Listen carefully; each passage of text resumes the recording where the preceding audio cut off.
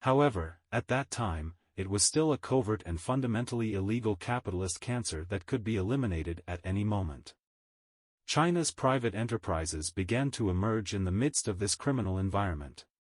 Innovation always carries original sin, and there must be tolerance for any innovation.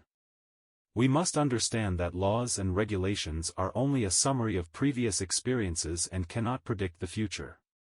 If everything strictly adheres to legality and compliance, I'm afraid the Chinese people would still be hungry. Does that mean we ignore illegal and non-compliant actions? Of course not. If someone makes a mistake, they should be punished, but determining right from wrong is not something anyone can definitively decide, it can only be left to time.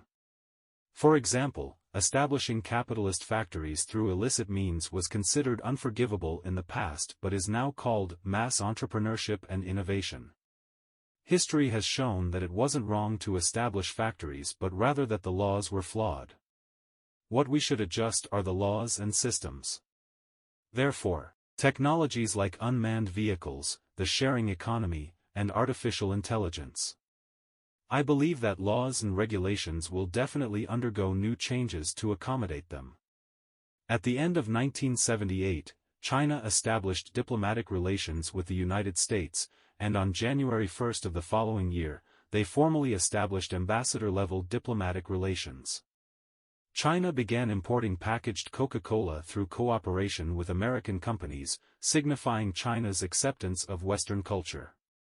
At this time, Deng Xiaoping encouraged cadres at all levels to be more daring and take bigger steps when they saw suitable opportunities.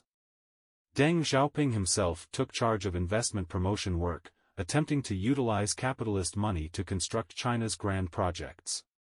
However, at that time, impoverished China failed to arouse the interest of major Western corporations. For example, attempts to attract investment in the automotive industry were repeatedly rejected.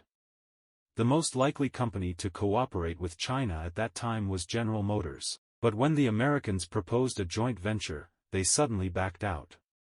This caused them to miss out on a tremendous opportunity, allowing Germany's Volkswagen to reap early excessive profits in the Chinese automobile market.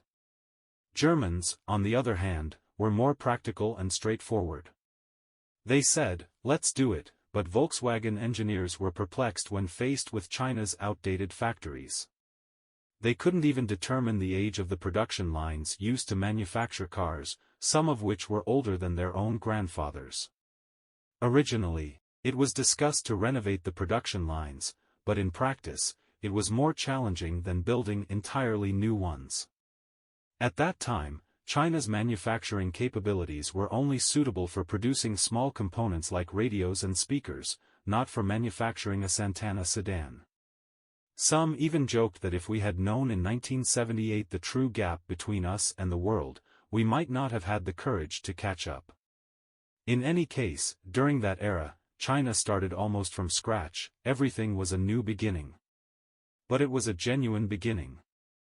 In the face of new trends, who among the visionaries would take the lead and act?